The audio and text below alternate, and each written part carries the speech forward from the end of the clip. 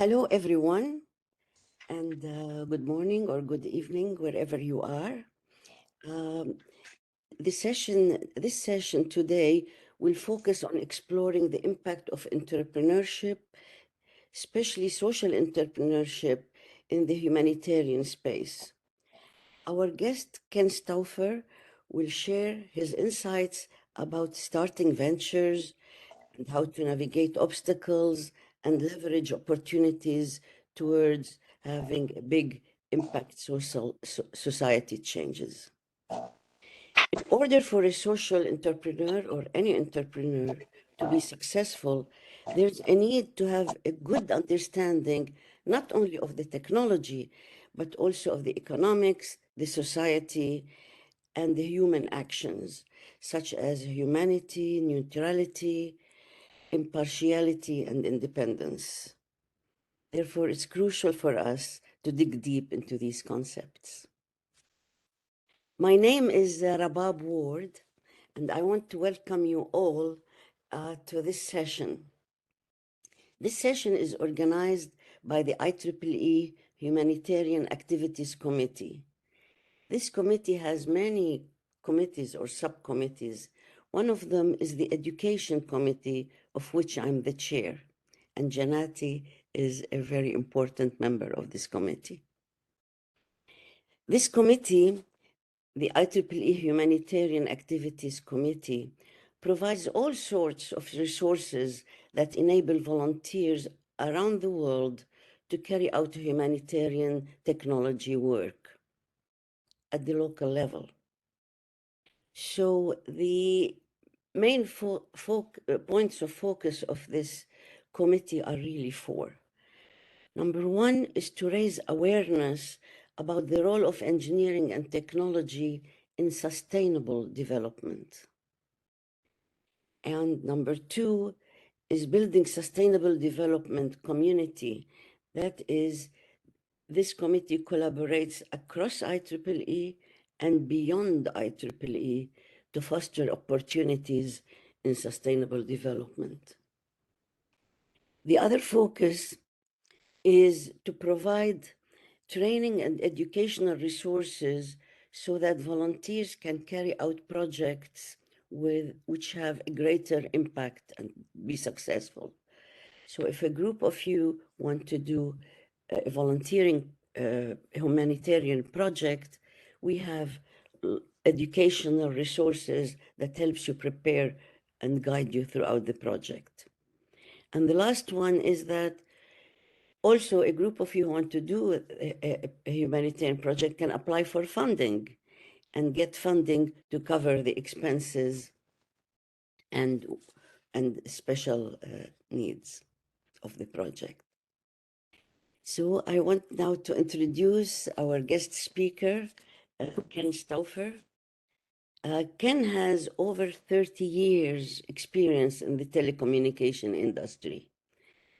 He began his career in AT&T Laboratories, where he worked on so many things.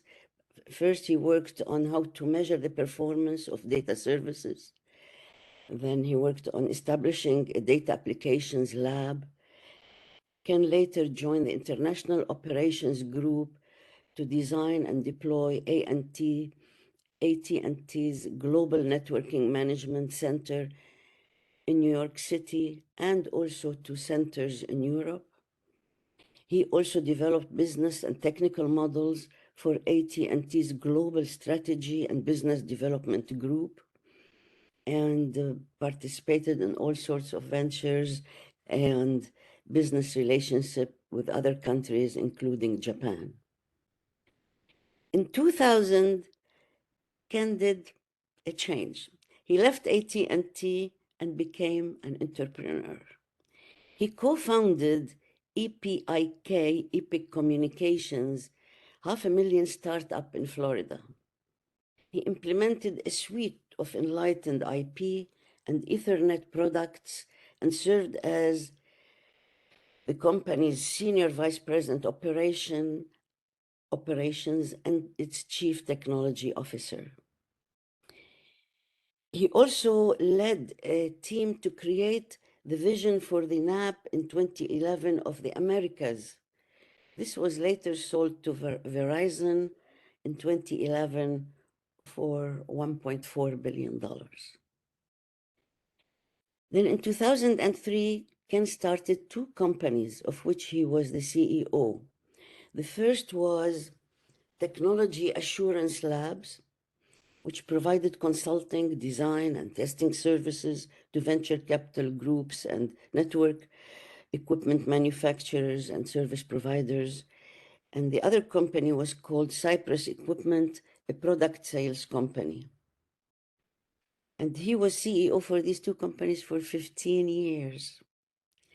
And starting in 2010, the Technology Assurance Labs developed RFID products for the rail industry and IoT products for the propane and natural gas industry.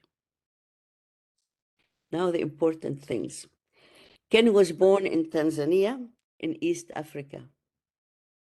Not that the others are not important, they are incredibly important, but I want to highlight other things. He is a life senior member of IEEE, and he is the co-founder of the IEEE International Initiatives in 2015. And he also was the chair of the steering committee of the IEEE Entrepreneurship. And in 2016, in January, I was asked to chair a committee about education in Africa. And when I was asking who should I get to this committee, because I was new to it, all the people I respected, they said, "Did you talk to Ken Stauffer?" So I talked to Ken Stauffer, and he was member of our committee, which he gave me great counsel. Actually, the first big thing we did was Ken agreed to travel to Power Africa, which was in Victoria Falls on the Zambia side, not the Zimbabwe side. And he gave a 3 or 4 hour lecture, seminar about entrepreneurship. And it was very well attended and truly very successful.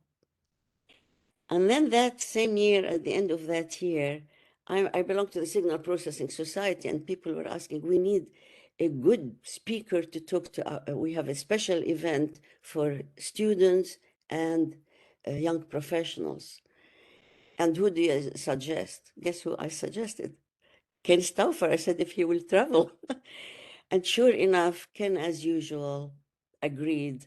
And it was such a wonderful event, with which we are extremely thankful to Ken. He just is incredible about the time he gives to volunteering and to others.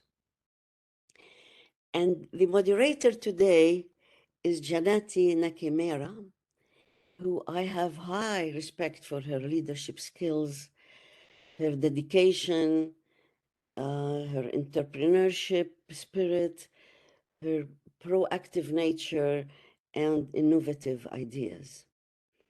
Janati holds a master's degree in power systems engineering from Makerere University, Kampala, Uganda. And besides being on this committee, she serves on so many other committees at all levels of IEEE. At the local level, she is the treasurer of the IEEE Uganda section, and she is a member of its steering committee. She is also in charge of the industrial relations of IEEE student branch at Makerere University, where she enables students to get access to opportunities in industry. She is also at the regional level. She is with IEEE Region 8 Young Professionals. Society level, she is with the IEEE Active, this is all being Active Power and Energy Society. And she is also in the IEEE Women in Engineering. She is also the vice chair programs of the 2021 IEEE Entrepreneurship Steering Committee. As if this is not enough, but these are like not her real job. Janati is an entrepreneur, and she has co-founded, and she is the CEO of SolarNet Metering Uganda, a solar energy startup for rural Uganda. And this company became an IEEE Next Star at the United Nations Global Sustainable Technology and Innovation Conference in 2018. Janati was the leader of the team that participated in this conference, and she was also a youth speaker there. And she has attended many conferences. Actually, one of them was the one in Italy, where she was invited to bring her experience in launching a company to the International IEEE PES Power Tech Conference in Milano in 2019. She has also presented her technology work in Power Gen X PG Africa in South Africa in 2018, and she also participated in Power Africa in 2019. And now I will give the chair to Janati to go ahead and do the real session. Thank you. Thank you so much, Rabab, for that introduction. Greetings, everyone. Thank you for signing on to this webinar. I hope that you will find it very interesting and educative. So in our midst is Ken Stauffer, a serial entrepreneur who will be the main speaker today. And I would like to ask Ken a few questions and he'll be able to respond to them, as well as we'll get the Q&A session at the very end. So to start off, Ken is a serial entrepreneur, like I've mentioned already. So Ken, you're an entrepreneur and you have founded several enterprises. You've also co-founded a lot of businesses. So I would like you to take us through your journey to becoming an entrepreneur. And in particular, I would like you to highlight the reasons why you got started in the first place. And also talk about how you came up with the ideas for the businesses you founded. And thank you, Janati. Good to see everyone again, especially Rabab and Janati, and I'm flattered by the introductions. Anyhow, why did I become an entrepreneur?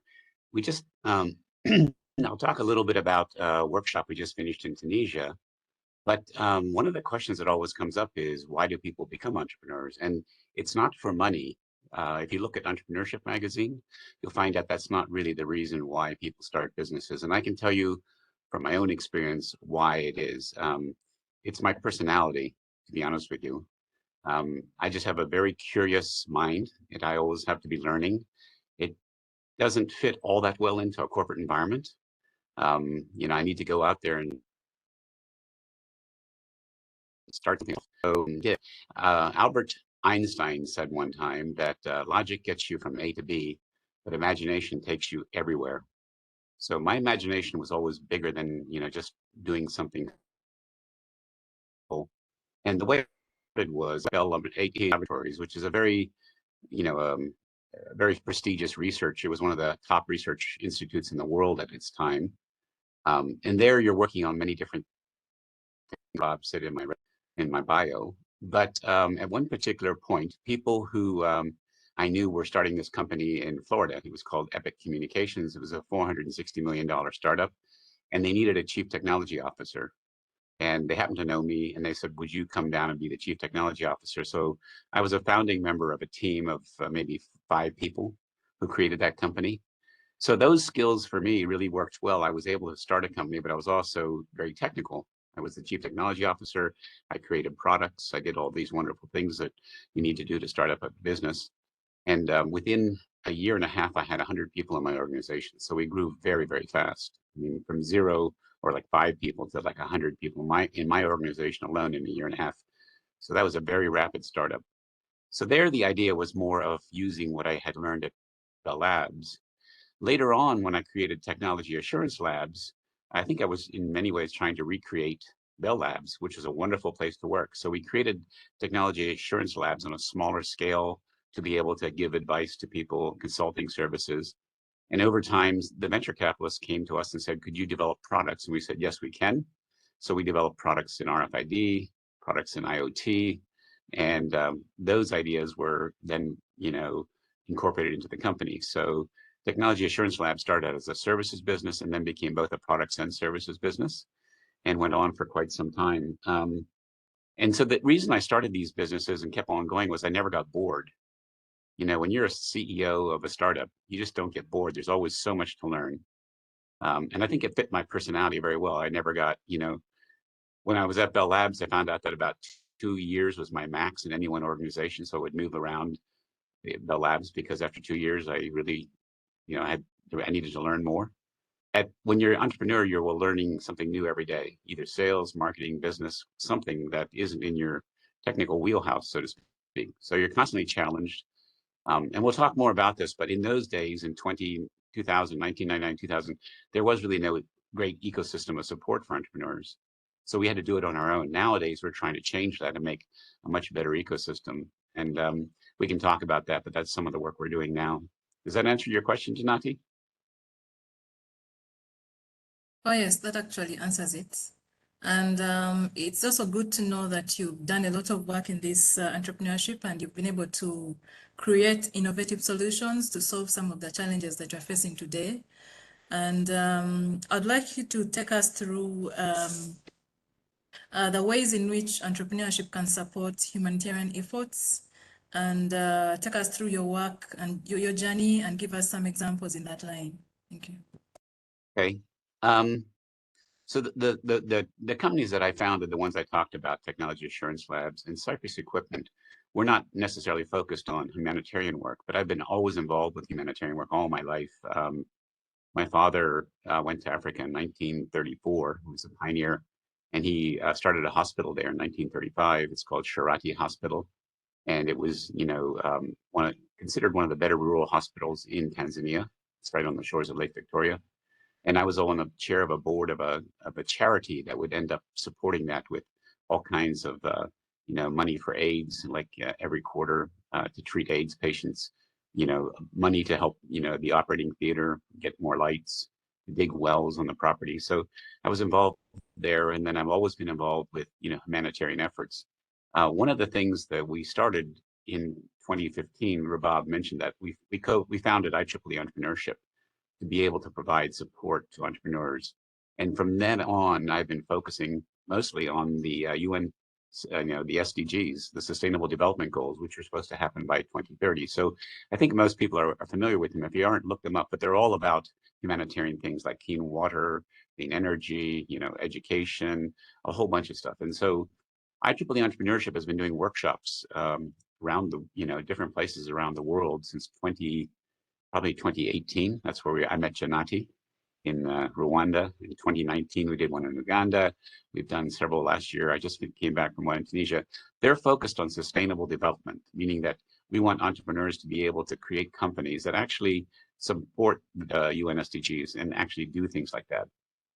So I'll tell you the difference between charity and social entrepreneurship. The hospital that I was on the chair of the board on was run as a charity. A lot of people would donate money and we would give it to the hospital to actually create things. To do things, maybe wells, for instance. Water is a big thing at a hospital. And, the Dutch gave some money for windmills at the lake to pump water up to the hospital. And they worked for about 3 years, maybe 4 years, and then the pump stopped. The windmill stopped and the pump stopped. So then we put another, and everything was always about $30,000. So then we put another $30,000 into digging wells at the hospital, on the grounds of the hospital. We dug 2 wells and they produced water, and that went on for 3 or 4 years, and then it stopped. And then we had another project to do something else. So it seemed like every 3 years we were putting another $30,000 into getting water to this hospital. And it suddenly dawned upon me that that's the difference between charity and social entrepreneurship. If we had taken that as seed money and given it to somebody and said, hey, let's create this project to get water here, and maybe used it for one of those, but that person was running it as a business and charging, some fees for the water that goes outside the hospital will get it for free, but everybody in the community was using it too. Then you'd have a business that would run forever. It's like you prime a pump and it keeps going. So social entrepreneurship is when you actually create a business, use the money to get something started, and then it can just sustain itself going forward. Like when you put water in a pump to pump it, to prime it, same thing. So charity keeps giving money. Social entrepreneurship is a seed, and then it keeps on running as continuous as an engine. And I think that's why I'm so passionate about entrepreneurship. I think it's a way to solve the world's problems without always having to resort to, charities to do that. There's something about entrepreneurs that like to solve problems and like to make things happen, and they're that kind of a catalyst to make change in the world. I think that's the reason why. Did that answer your question, Janati, or do you have any follow-ups on that? Right. Yes, I do agree. I do agree that that's correct. And as an entrepreneur myself, I have faced a lot of challenges in starting the business, and even running the company has been very challenging. And some of the barriers are still existing at the moment, and I'm still trying to find solutions to them. So I would like to know from your perspective, have you faced some challenges in starting your businesses, and have you been able to overcome some of them? And are some of the challenges still persistent, where there are some issues that were not solvable? Yeah, there's no doubt about it. Being an entrepreneur is really, it's not a straight line. You have to pivot a lot. You have all kinds of challenges coming your way. I think the biggest challenge for most people that I face when I talk to them, especially in the workshops, is everybody has a good idea. Well, I have this idea, I have this idea. And an idea is good, but then you have to make it real. And to make it real, you have to have a really good business model. And the business model is is the first challenge you're facing, because you're trying to turn an idea into something people will buy. So somebody has to reach into their pocket, pull out some money and give it to you. And that is a customer who's buying your product or your service, right? That, if you have a whole bunch of those, it becomes a market, right? So many customers makes a market. So when you build your business model, you have to think, what is my market? Who's going to buy this? How do I get to them advertising wise, or what are my channels to them? What is my value proposition? There's something in entrepreneurship called the lean business model canvas, which is pretty much taught nowadays. You can look it up, but the lean business model canvas was developed about 2010. And in it, it is a very simple one piece of paper that if you can put down in words your problem, your solution, your value, your proposition, your customers, your channels to your customers, and all that sort of stuff, then you can start to take an idea and make it actually real. And so your first challenge is not, everybody has an idea. The question is, can you make it real? And can you actually sell it? And is there enough of a market to sustain you for that? So that's the number one challenge that I've always faced in all the businesses I started, because you need to have that to get off the ground and to get going. No doubt about it. Barriers oftentimes are simply funding. It's hard to find funding for sometimes if somebody doesn't believe in your idea. There's something that NASA uses called technology readiness levels. They tell you when you, from an idea all the way through to when you have a final product and all that. And there's this very famous gap between, I think it's technology readiness level 3 and 6. It's called the Valley of Death, where 90% of all things die. So the stats aren't good, right? I mean, 90% of all businesses, at least in the US, and I think probably true globally, fail within the first 3 years. So you have better odds when you get married. That's 50%. So starting a business is even worse than that, right? So barriers are funding, and usually that valley of death is about funding. People can't find funding, so you have to think about many ways. You're using your own savings, family and friends is a good way. Sometimes grants or loans. In the U.S., there's the SBR grants. Crowdfunding is becoming a much bigger thing these days. Crowdfunding is another way to start a business. So you need enough money to get the thing out the door and get it going, so to the point where you can attract other funds, bigger funds. So that's a big barrier. And I would say for supports, it's finding a really good mentor. I was really lucky in my starting up my company. I had some mentors, people who were older than me who had been through this before, and I could rely on them. Not so much every day, but I could call them up in really difficult times and ask them. I just had a call. The Business Technology Assurance Labs is still going, and the CEO running it called me when I got back from Tunisia and asked me a question because he's facing some decisions and he wanted my advice. So I'm actually serving more as a mentor to him now, in that sense of the word. So mentoring is a great way to help get some support. And I think IEEE Entrepreneurship, we're trying to do that for the ecosystem. We're trying to create support for people who can go look at videos like demystifying videos, who can take online courses, who can get mentors. You know, we do these workshops all around the world to try to help people.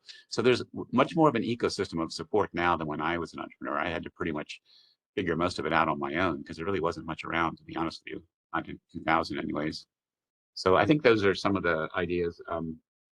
And then I think, Janati, you sort of asked, were there any unresolved issues? Is that the second part of the question? Yes, yes, that's it. So we talked about pivoting. I'll tell you an example of that because you're all gonna do it. Sometimes you think you know and you have something, but you have to pivot off it. We at Technology Assurance Lab developed this great a product. It was RFID for trains. It was CSX is a major railroad here in the United States, and they have these train cars, and every train car, freight car, even passenger cars, has an RFID tag on it. So when it's rolling down the track, you can read that RFID tag and tell exactly how the train is made up, what cars are in what positions and all that. And that's very important because you have to do that to satisfy certain rules. You have to know the train composition. For instance, if there's some sort of, combustible material someplace, they want to know which car it's in and where it's at on the train, right? So we did this. Now, all the railroads can do this. It wasn't like we invented that, but they couldn't do it in the yards. The yards, the tracks are very close together, like very packed together, and there's all this steel, and no one could read the RFID tag in that environment because there was too much bouncing around, echoing and stuff. So we said we can do that, and we built it for a big yard down in Georgia called Waycross, Georgia for CSX. And we built it on the departure tracks, on the tracks, so that when they pulled the car out to build the train, they could tell exactly what car number it was and everything. And then they could build it on the departure tracks. Up until then, they had to have people riding along the departure tracks in ATVs or walking and writing things down with pencil and paper and calling it in. So we built something that would actually work, and they wanted to deploy it all across the nation because it saved time and energy. And it actually made sure that the trains were accurate. So when they left the yard, they didn't have any fines and they didn't have any problems, with spoilage and thing going the wrong way. It was a beautiful product, worked great, but I could see a problem that was not going to be resolved. And the problem was political. If they used this all across it would lay off lots of people, all the people walking along, reading the trains with the ATVs and with pencils. And the unions in the railroad were very, very strong. And so their unions opposed it. They didn't like the idea that there would be all these people laid off. And management wasn't strong enough to go up against the unions to say, no, we're going to do this. So when you see a problem like that, there's really nothing you can do to solve it. Beautiful product, great market, except, politics gets in the way. So we had to pivot off of that onto the IoT, which is the product that actually did take off and go. And it's very hard, but, that was an issue that I could see. You had to be decisive, make a choice, and change tracks, so to speak. Yes, I do agree. Sometimes politics gets in the way, especially for the case of Uganda in particular. You find that the rules governing business competition do not favor small-scale businesses. So when I was starting out, really, it was hard to get funding, and I also didn't have a mentor. You mentioned something about that, getting someone that would support you or a team of people before joining the IEEE Entrepreneurship. I didn't really have the support system that I needed to get started and stay on that journey. And as an entrepreneur, when you're starting out from scratch, it's also very important to learn quite a lot and discover how the different entities interact to make the ecosystem work. So that learning I didn't really have. I hadn't started a business before. So all these things, having the support system, having the funding, and having the policies really can help you support your business venture and even grow it further. Thank you. That's very, very important to note. So Ken, coming from an engineering background yourself, and having attained a lot of education from school, from engineering school, from working with the telecommunications company for over 30 years, and also having attained a lot of trainings through workshops, events, and different engagements, I'd like to know from you in what ways your education supported your business ventures. Were you able to use this knowledge, and in what ways did it support your business ventures? Thank you. Yeah, I have a very interesting mixed background. When I came to the United States, I was born and raised in Tanzania, as Rabab said, in Africa. And then I came to the US when I was 13 years old. And my high school years were a bit of a disaster because I think it was because I was rebelling and trying to adjust to the United States. When I finally got to college, things got better. I enjoyed it better. But I was in college, my first degree, my first studies were philosophy. I was a philosophy major. I was at William and Mary majoring in philosophy. Um, and there's not a lot you can do with a philosophy major afterwards. It's more just pure interest in that topic, right? And I was very interested in it. I wanted to know everything about philosophy. So at some particular point, I went off and worked in the I went off and worked in the theater. I actually got my I was actually had my actors equity card and my backstage card. I worked in the professional theater in New York, all over the United States and Canada, taking big shows on the tour. I was a stage manager, so I took big names like Ginger Rogers and Sid Caesar on tour. Did the Magic Show. I did shows in New York. So I stage managed in my 20s, right? So that was really an education for me. When you're 20 years old, you're taking very big shows with, big budgets around that was a great education. It wasn't your typical education, but it was. And at some point, I noticed all the components like sound and lights and everything were becoming computerized. They were becoming microprocessor based. And being curious, I wanted to know how that worked because it was a big change. And so I went back to school and enrolled at a college in New York called the Academy of Aeronautics. It's now called Bond College to get my degree. I got a 2-year degree there in electronic engineering technology. And then I had a 4.0 average, and I did this project that interfaced, to a jet engine, basically digitized the jet engine information. So this was early on the days where you had to build everything from scratch. You had to build, you had to go get your op amps and your resistors and build it on a proto board, and then make a printed circuit board, and write all the software, and use a microprocessor. So it was a big project that everyone noticed, and that's when Bell Lab noticed and said, "Come here, work for us. We're going to pay for you to go get your master's, and you go study for 1 year and get your master's, and we will we'll pay you a salary to study." So they paid me an income to actually go to school. So it was great, right? So that part was really good. So my master's in electrical engineering, electronic engineering master, was what gave me the ticket to go to Bell Labs and become somebody working at Bell Labs. And that education was phenomenal for Bell Labs. It was, exactly what I needed. It helped me go up, and I was promoted very quickly within Bell Labs, constantly, moving around the organization, living in Europe, doing things all over. So that education was great. When I became an entrepreneur, there was no real education around, in that sense of the word, to help me learn business and business models and sales and marketing. I had to learn that all by myself. And I must admit, there was nothing in my background from my engineering that really helped on that end. I had the technology down, no doubt about it, but I didn't. But the hard part is creating all the rest of the stuff, not the technology, the sales channels, marketing and all that kind of stuff. So that had to learn by myself. So almost for 2000 to 2014, IEEE was sort of irrelevant to me because there really wasn't anything there to help me as an entrepreneur. There was a lot of great technology there, but that wasn't the issue, right? It was more about trying to figure out how you get a company off the ground and how do you keep it running. So in 2014, they asked myself and several people from all around the world to be on a board ad hoc. This is at the IEEE board level to look, how can we help entrepreneurs and investors? So we were on that board. We read out in November saying, here's the things we can do. It was, most of the things were approved. And IEEE Entrepreneurship was created in 2015. And I was the one who was the first chair and the sort of the co-founder of IEEE Entrepreneurship. And then the goal there was to make it so that we could actually help entrepreneurs who are technical. So people like me who had been IEEE members or not IEEE members would have some support system as they try to launch businesses, and we could make that easier for them and help them. And that was the whole goal, really. I would say that now I'm more focused on these workshops around the world. I have written a grant with the New Initiatives Committee, and they funded 3-year grant to me going around and doing these workshops. And the goal there is that I'm very passionate about people starting new businesses, especially in Africa, because I'm a child of Africa. And we also do them in Latin America. And we did one at Bond College this year in June, and Janati was there. So we've been doing those. And so that's what we're trying to do. We're trying to support, entrepreneurs who are sort of technical in nature and maybe don't have all those business skills that they need to get started. And it probably comes from my own journey. you know, in the sense of the way I had to figure it all out. It's a long rambling answer, but does that make sense?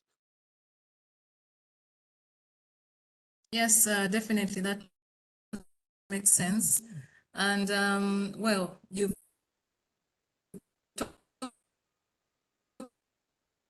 about a lot of trainings and that impacted you as an entrepreneur. And I'll ask you the kind of training that a young entrepreneur would need to take on in order to become successful in their business. Do you think that there is some training to take on in order to become successful?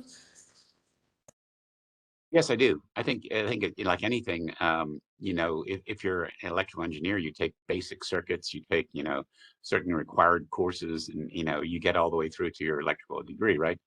Because you have to know Ohm's law and you have to start from scratch. With entrepreneurship, I think the number one thing is you need to learn what I was talking about earlier, a business model, which is the lean business model canvas. It's out there, it's being used and taught a lot in schools. And that's something I think that it's hard for people, especially technical people. I find in the workshops when you talk about it, they need to get their head around it because they keep pushing the technology and thinking technology, but technology isn't by itself going to do anything. It has to be a product. It has to be sellable to a market. As they say, somebody has to reach into their pocket, pull out some money, give it to you. That's a customer. If many people do that, that's a market, and it has some sort of demographic to it. It has something you have to target. So you have to really think through a business model to see there's many great ideas that haven't worked. I'll give you an example of in the 60s, I think it was 1960s, maybe AT&T came out with a picture phone.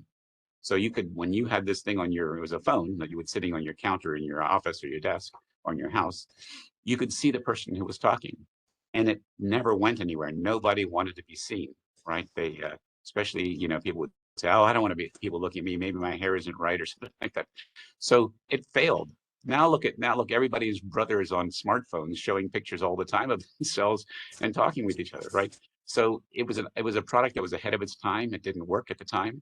So it didn't really have a market. Great idea, technology solution, everything, just did not have a market, right?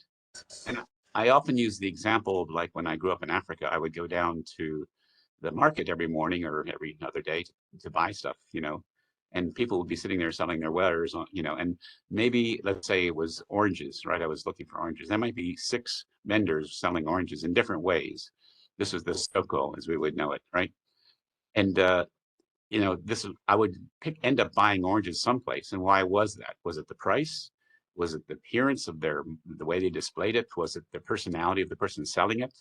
But I don't know but something would make me go to one person and buy those oranges versus the other person. It could be price, it could be, you know, promotion, you know, appearance. So you have to understand things like market, sales, you know, business models. I think some of the other things you need to know is finance. I mean, if you don't have a good finance background, you have to learn it. A lot of people say to me, should we just hire a, you know, MBA to run the finances? And I say, what? You're smart. You can learn finance. And I ran all my own finance on QuickBooks. I use QuickBooks on my laptop. I had to learn it, but I wanted to make sure that I understood the ins and outs of my finances, because this is the heartbeat of your business, right? If you don't understand exactly how the cash flow goes or how everything is impacted, then you're sort of at a distance. So I think finance is a big thing that people need to learn how to do that, and all those sorts of things. So finances, marketing, you know, business models, sales, things that aren't native to engineers. Those are the things that you need to really focus on if you're going to start a business. And then, you know, that's the part that we're trying to, I think, get across in our workshops, that the technical idea is good, but that's just the beginning. You know, it doesn't really make a market. Does that make sense, Janati?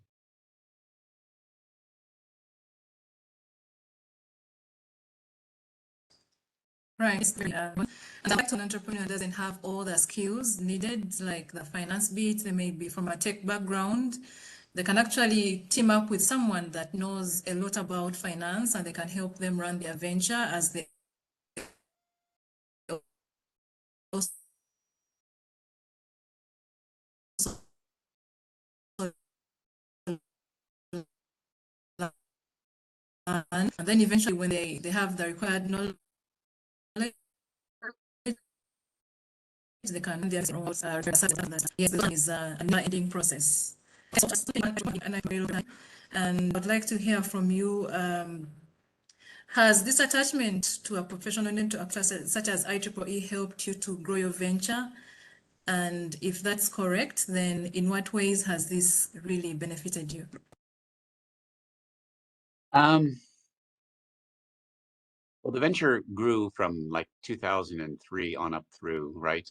And probably, the things I learned through IEEE definitely helped because they were technical in nature, but they weren't so helpful on the business side in the sense that there really wasn't much there from IEEE to help me understand sales, marketing, and all that kind of stuff.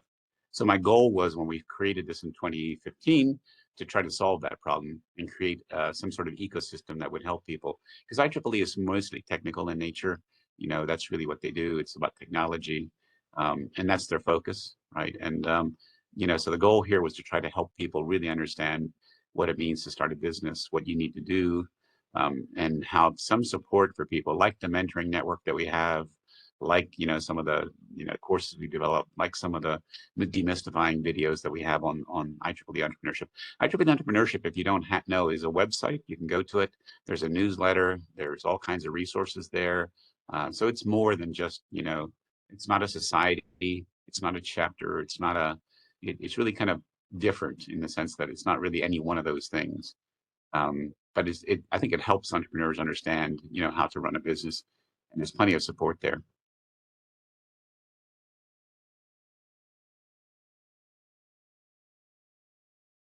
Right. Thank you very much, Ken, for that response. So right now, I would like to switch to the audience. We do have some participants, some attendees. So I'd like to know from them if they do have questions for us, speaker, and if they do have time to ask those questions. I have a question, if I may. Yeah. Is that okay, Okay, Janati? Rabab, please go ahead. Yes. Yes, it is. Going back to the humanitarian space and entrepreneurship, right now, what sort of projects you think um, or what sort of work at the humanitarian space you think would be feasible for IEEE volunteers to do? Well, they are doing stuff now, the Humanitarian Activities Committee. I mean, there's SITE, obviously, that's humanitarian work. There's also what they're doing with smart villages, which is where I was in Rwanda just now. A lot of projects that go on there. People who are doing the type of projects they're doing usually in Power Africa are much more power related. So there's solar panels and batteries, and they're electrifying a village, and that brings along with it a lot of services. There's a guy, his name is Paris Lumbus. He's from Global Himalayan Expedition. He was there. His model is very interesting. They do that for villages up in the Himalayas, remote villages, but they also do an ecotourism thing where people can go stay in those villages. So ecotourism, where they go up and they visit the villages, they like to hike up there. And what that does for the villages, it provides all kinds of, people pay for rooms in homes. So they give money. There's, the health benefits because there's power now. They can have clinics. So power and electricity oftentimes brings about a lot of other benefits too, like some of the things he's doing. So he actually focuses a lot on ecotourism along with electrifying things. Jude is somebody from Cameroon. He's working on basically communications, where he's linking certain regions together with communications. And they basically end up being able to not only they don't so much electrify as they do communications, where they can get internet and that sorts of stuff. And they throughout Cameroon, right? When Janati and I do some of these workshops, we hear where people are working on clean water, which is always an issue. Trying to get clean water, that's a major issue throughout some areas. Another one is waste. A lot of waste, both like plastics and also even human waste. Building special 3D printing, composting toilets or things like that. So there's a ton of work. I always find that workshops that we do especially in Africa and places like that, people naturally go to the issues at hand, the problems at hand, which are water, medicine, health networks, waste, just the ones you don't even have to encourage it. That's the number one thing on their mind. Whereas here in the US, it's always like, can they be the next Elon Musk, or can they be, something more? Yeah, it's just a huge difference between here and there. Yeah. So Ken, is there like more, is it entrepreneurship is more natural to people who need it, or because you said entrepreneurs are not, do it not for money, but because of their nature? Can you Yeah. repeat that, explain it a bit better? Yeah, there's some famous quotes that Steve Jobs said. I can't quote it exactly, but Steve Jobs, who from Apple, said, when you realize that life was made up of people who are no smarter than yourself, it sort of broadens your view that you can actually go off and do something yourself, because that life was, and the rules around life and careers were built up by people who weren't necessarily any brighter than you, right? So it's a very liberating thing to realize that you can actually make a change and make a difference, right? And so I think that's one way. I think the other thing you ask about, Rabab, is it a natural thing? I mean, I always say when I'm in Africa, Africa was the cradle of civilization. We think that's where humans started, right? Well, it's also where the first entrepreneurs were. So it was, that's where the first trading started. People started trading whatever and making a business. So there's a naturalness about entrepreneurship. It came way before corporations and businesses, right? People started doing this as humanity. We learned how to, create something that sustained us and solved the problem. So it goes way, way back, I think. And so when I think about entrepreneurs, I think about people who are curious and creative. I think about people who are bold, because it does take boldness. I think about people who are willing to go all in, time-wise, financially, and socially. I mean, when you do this, you're going to be basically, committing you can't knock off at 5 o'clock. You're going to be worrying all night long about the problem and losing sleep. And you're also going to put your own finances at risk. And you're also going to socially pretty much be a bit of a hermit, because you're going to be so pinned on working at the business, you can't afford a huge social network, in that sense, the word of going out all the time. So those are the difficulties of entrepreneurship. But I think it is a natural thing. I think there's people who because of their creativity, just want to do it, because they aren't satisfied with being just a cog in a big company. Does that make sense, Rabab? Thank you so much, Rabab and Ken. Do you have any other questions? Any suggestions, thoughts? Yeah, I would say it's a great life. You should do it. If you're the type of person who has that kind of, inquisitiveness and drive to it, go do it. It fit perfectly for me. I'm so happy that I did it.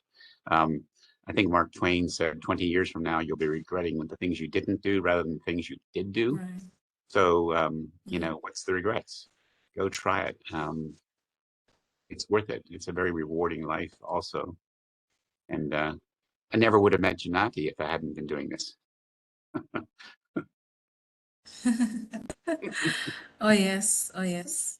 Yes, it's quite rewarding. You get to meet so many people, interact with different people, learn a lot, So the journey really, really is worth it. It is. It's worth it. Yes, no doubt. Okay. Do we have, let me see if we have any other, okay. So, thank you so much, Ken, for talking to us today. Thank you so much for giving us an insight on the different aspects of entrepreneurship, taking us through your journey to becoming an entrepreneur and the different things that you learned. And the learning is a continuous process. We know that. Thank you so much for sharing with us. So I would like to summarize the key points we've talked about. Ken has mentioned that an entrepreneur has to be curious, has to be bold, has to be a risk taker, has to be willing to go the long way to making their business work. There's also a need for you to be creative. If you want to be an entrepreneur, you have to also have a mentor or a support system. When I was starting out, I really didn't have a mentor or someone to support me. So that was a huge challenge. I had to do a lot of learning. I had to discover how the different ecosystem work, the different organizations, where to go for this and that and that and that, and how they interact to, you know, make the ecosystem work. So I had to get the mentorship, the support, and IEEE Entrepreneurship provided that platform for me to get the right mentors and connect with the right people in business. As an entrepreneur, you have to learn about the different aspects on the financial side, especially if you're coming from a technology background. If you're an engineer by profession, you need to learn about that as well. Try out different projects. There are different ways of starting a business. Look at solving a challenge in the community, and there are some projects that are feasible, like a lot of projects in the power sector are quite feasible, and definitely there's a lot of work to do there. And look at addressing a need in the community. Also look at addressing the sustainable development goals in your work as an entrepreneur. And finally, entrepreneurship is a natural thing. If you really, really feel like you can do it, then definitely you can do it. You just go for it, take the risk, and the journey will definitely be rewarding. Okay, and right, that's the summary of the key points that have been discussed, and I would like to thank the speaker once again. Thank you so much, Ken, for agreeing to be a part of this. Thank you so much, Rabab, for joining and agreeing to do this with me. Thank you so much, Kanyisile, for the support from the HAC side. And this webinar will be, it's been a live session. It's also recorded, and it will be available for anyone to watch it later on. Thank you so much for signing on. All right, and I'd like to close the session. Thank you all so much. Thank you very much. Thank you. Bye. Thank you. Bye-bye. All right, thank you so much. Thank you, Bye-bye. Janati. Bye-bye.